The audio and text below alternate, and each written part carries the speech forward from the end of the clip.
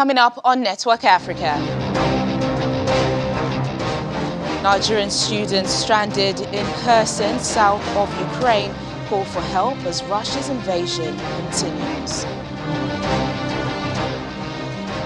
Report finds Ethiopian opposition figure under house arrest since May 2021.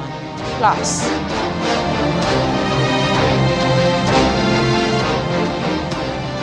Gabon lifts all coronavirus restrictions in the country.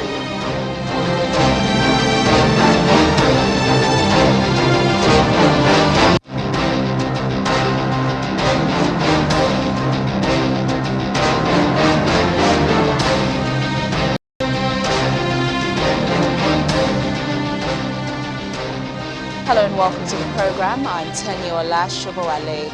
The Russian invasion of Ukraine has caused a mass exodus of civilians, including thousands of international students from Africa, Asia and the Middle East. Ukraine was home to over 76,000 foreign students, according to government data from 2020. Nearly a quarter of the students were from Africa, with the largest numbers coming from Nigeria, Morocco and Egypt.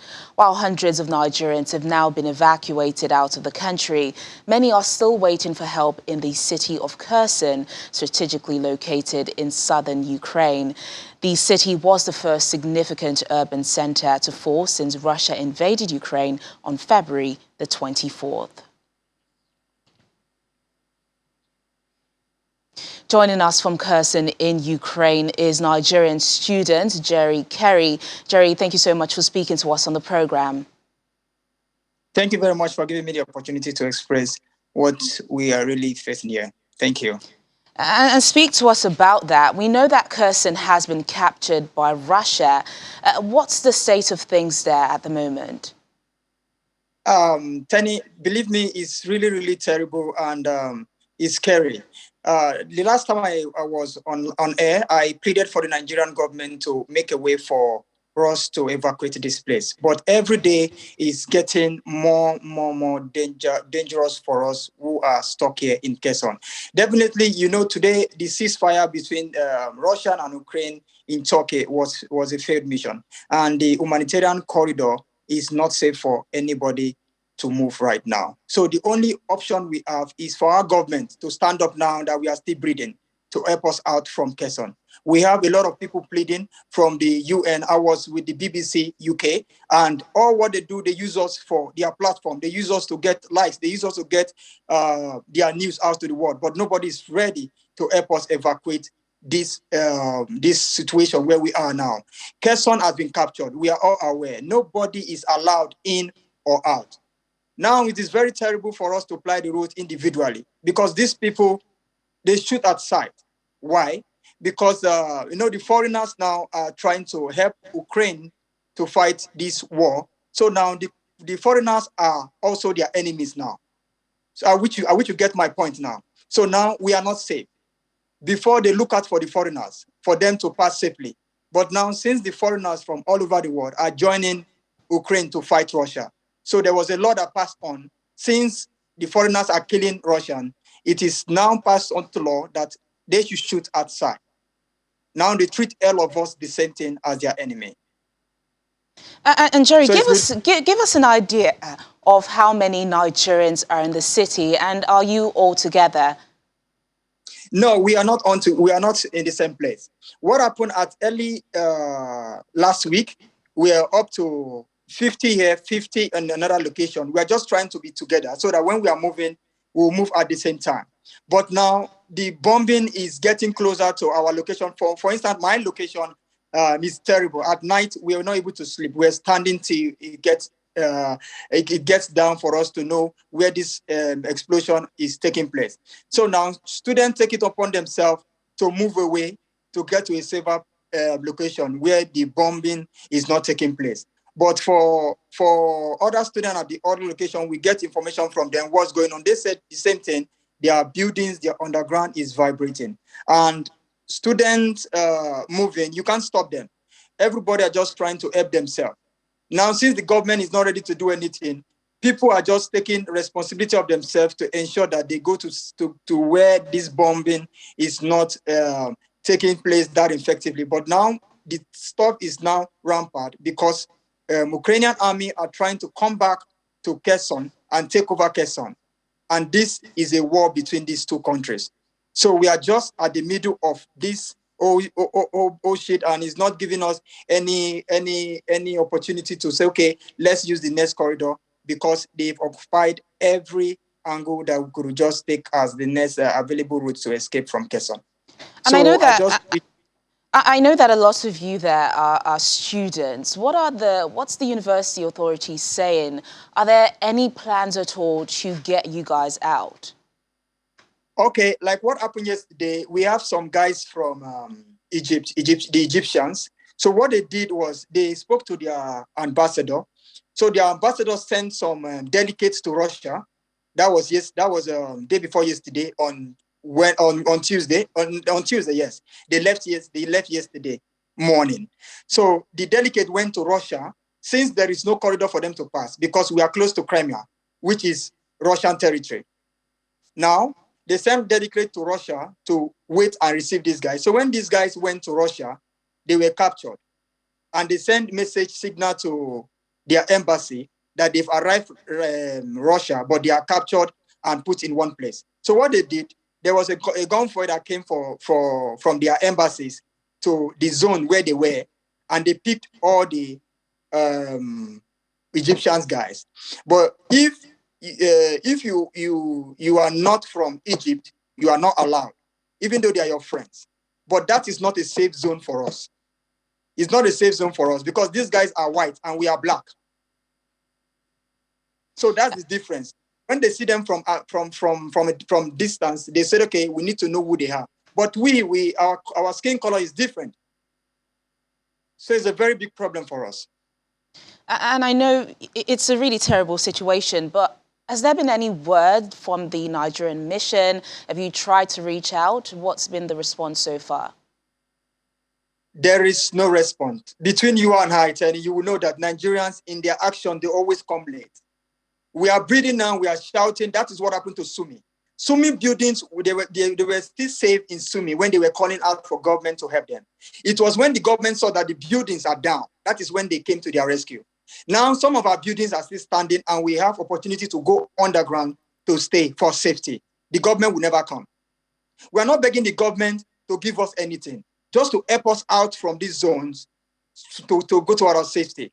But the government will never come. They always come late. And nobody's saying anything. Nobody's talking about Kherson. We are like different Nigeria calling different embassies. We call Romania. Romania will tell you the people responding from us from Romania, they say come to the border. We call Hungary to check if some people can get help from there. No response. Poland, the same thing. They tell you to come to border. And you know a city that has been captured. What can you do? These people are defending this entrance so that Ukrainian army will not come in. So nobody comes in or out unless it's official movement. So that is the only way that we can be safe. If you are taking this thing on ourselves, it's just a suicide mission. We are not sure of our safety. And while you guys wait for help, how are you surviving in terms of food and water? Okay, that is getting terrible now. You know, for a few days now, we've been having little, serving you these Oliver Twist things. They just serve you little. We are not complaining. But now, they are not allowing any supply to come in. Some people don't even have internet, as I'm talking to you right now. They don't have internet. So they block them from coming in. What Russians are doing now, they are using the civilians as their media power now. They are bringing their food to give to the Ukrainians. So they will record that and send it to the UN, the United Nations, telling the world that they are helping the civilians because this city have been captured. So these civilians, they don't want to take. They don't want to take what comes from them. So they say, okay, since you people don't want to take things from us to help us make a video, we are going to stop all access, all routes that help you people get resources. Now they block those routes because they've taken over the railway station. The road are blocked, the bridge is destroyed. The only route that comes in is through railway station. I think I sent you a video this morning, them conveying their heavy tanks and their provisions. So now you cannot go to them and collect this foodstuff, you're endangering yourself, and we cannot even go out. You get the point? So the provision now is that, let me say, is 1/10. 1/10. Once this stuff we have here runs out, we are left with nothing. All right then, Jerry, we do hope for, help to come fast to you guys. Thank you so much for sharing your story with us on Network Africa. Thank you very much.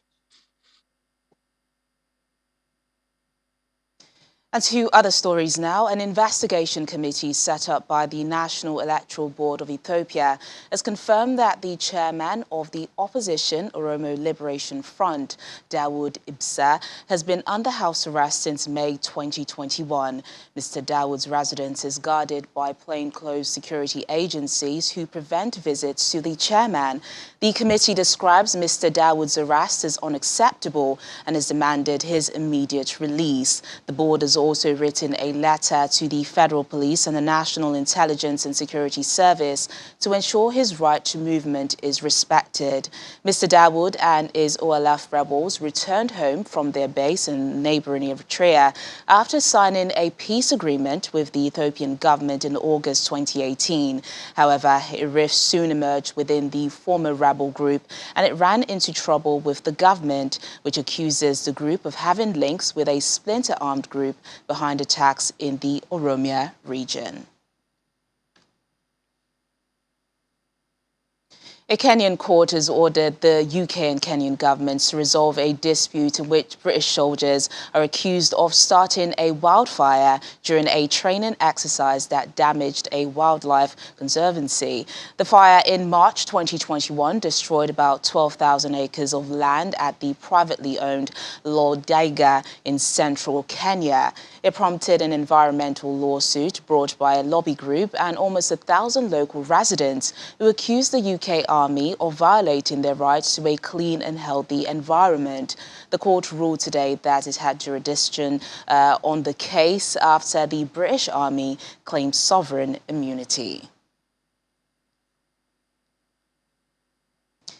With the Horn of Africa experiencing one of its worst droughts in recent history and 12 to 14 million people severely food insecure in Ethiopia, Kenya and Somalia, the United Nations Office for the Coordination of Humanitarian Affairs is seeking to scale up support for the region. The Under-Secretary General for Humanitarian Affairs and Emergency Relief Coordinator, Martin Griffiths, says in recent months the delivery of life-saving and life-sustaining assistance has scaled up significantly, with assistance provided to 1.4 million people in Somalia, over 2.7 million in Ethiopia and 830,000 in Kenya. However, he says much more is urgently required to prevent large-scale loss of life in the period ahead. Of shocks has meant that affected people have limited time to recover before the next crisis hits, not having enough time to build back their household assets, compounding their vulnerability and contributing, of course, to increased displacement. It's a vicious circle. At the same time, many drought-affected communities are struggling to cope with the cumulative consequences of other shocks, including conflict, of course, flooding, COVID-19, remember them, and the desert locust upsurge in the region. The delivery of life-saving and life-sustaining assistance has scaled up significantly in recent months, while with assistance provided to 1.4 million people in in Somalia, over 2.7 million in Ethiopia, and 830,000 in Kenya.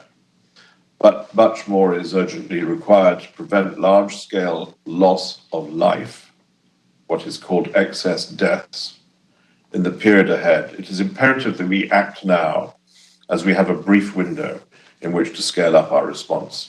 With the world's attention focused on other contexts, and we know that so clearly in this city, and other crises, we must not lose sight of the devastating human impact of the drought in the Horn of Africa. Millions of people depend on us and on their governments to provide what they need to avoid a further disastrous consequence. And so to come on the program, Kenya seeks to save rare antelopes from extinction. More details in a moment. Please stay with us. Thanks for staying with us. In conflict zones around the world, children pressed into service by militia groups find themselves on the front lines, unwilling witnesses to the horrors of war. In South Sudan, the United Nations mission has taken part in the release of 11 children which were affiliated with armed groups in Maridi, in the country's western equatorial state. The children were then handed over to the South Sudan National Disarmament and Reintegration Commission, who helps them resume their lives as civilians. Thousands of South Sudanese boys and girls are still affiliated with armed forces or groups. Some of them have been forcibly recruited. Others have, with other options looking bleak, chosen to join on their own accord. The latest release of the 11 children took place last Wednesday, March the 2nd. The United Nations mission in South Sudan said the boys will begin their process of reintegration into their communities, where they would go back to school and learn new income-generating skills. We are committed with release of the children within the army. We don't have any problem. We agree with all what it has been said by the UNIMIS.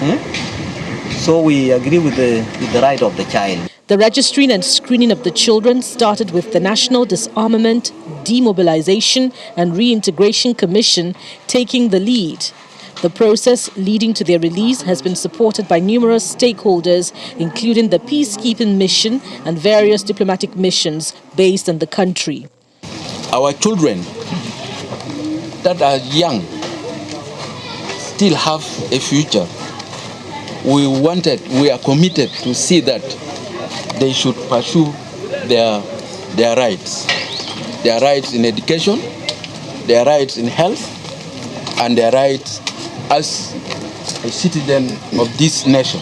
The children were symbolically handed over to the South Sudan National Disarmament, Demobilization and Reintegration Commission and its partners, who gave them backpacks filled with starter kits needed to resume their lives as civilians. Some of these essentials were clothes, blankets, dignity kits and mosquito nets. The children are our persons of concern, and that's why efforts jointly to safeguard the future of our children. It's our collective responsibility to take care of children that have been associated with armed forces or groups. So at this occasion, we know that these children have a great future. They have to grow up and be responsible adults. Speaking on behalf of UNMISS, the chief of its Child Protection Unit, Alfred Orono, stressed that progress has been made to have more children released from armed groups and that these efforts have been internationally recognized. The actions taken by the parties to protection of children, South Sudan moved from Annex A to Annex B. That is for countries that have taken steps to improve the protection of children. Now, if we continue the way we are, first of all, there has to be peace. South Sudan gained independence from Sudan in 2011 after years of civil war, but violence continues to ravage the world's newest country. Civil war erupted in South Sudan in 2013 and continues today as political leaders from different ethnic groups vie for power. More than 50,000 people have been killed and more than 1.6 million displaced during the conflicts. Gabon's president has announced the lifting of a curfew and all other coronavirus restrictions in the country. The president made the announcement during a State of the Nation address. The Central African nation's unpopular anti-COVID measures were among the longest running in Africa, sparking several protests in the 2 years since the measures were first introduced. According to official World Health Organization data, about 13% of people in Gabon have received at least one dose of the vaccine. But Gabon's President Ali Bongo says as many as 25% are vaccinated against the virus, and that transmission has steadily dropped with fewer than 10 new infections on average reported each day. Vaccinated people had previously been allowed to travel during curfew hours and to attend public gatherings, and this will now be extended to the rest of the population.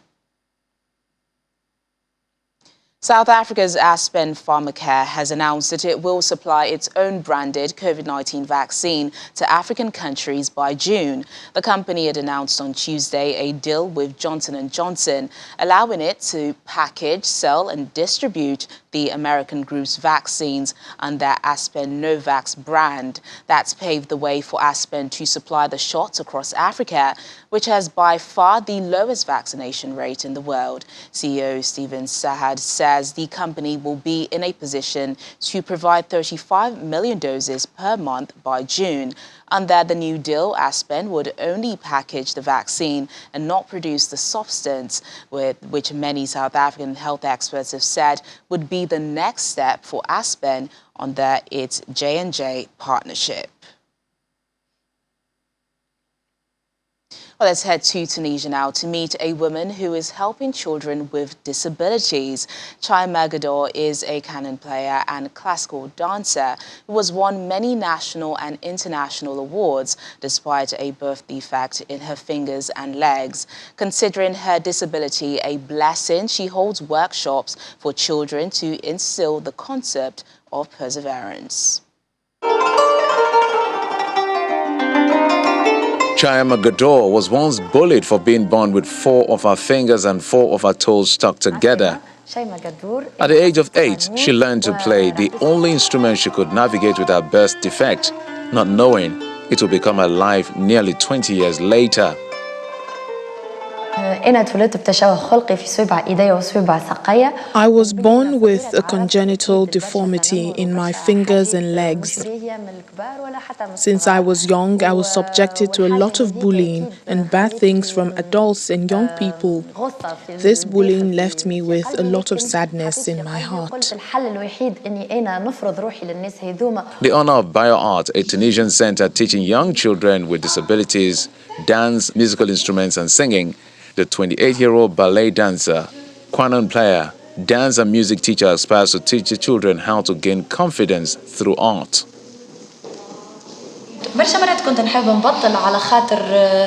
Ballet dancing using my toes was a lot more difficult than playing the qanun with my fingers because it was one of the things I sacrificed a lot for and had many surgeries on my legs. But it's one of the things that I love so much. That's why I was determined to learn it.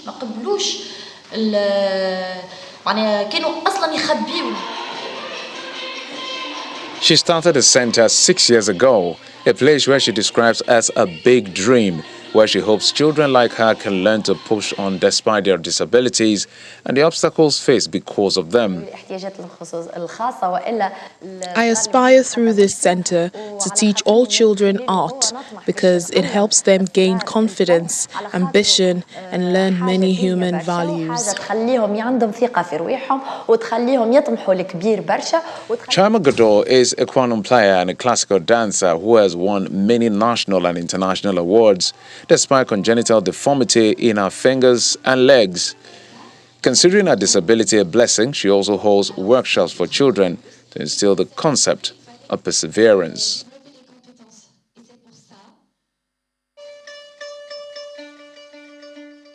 Kenya has released the first group of mountain bongos into a sanctuary to save the rare forest antelopes from extinction in the wild. The group of 5 mountain bongos, including 2 males, have been released to a sanctuary located near Mount Kenya. Kenya is the last place where the species are still found in their native habitat. Fewer than 100 are thought to be in existence. Kenya hopes the population of the rare antelopes in the country will increase to 750 by the year 2050.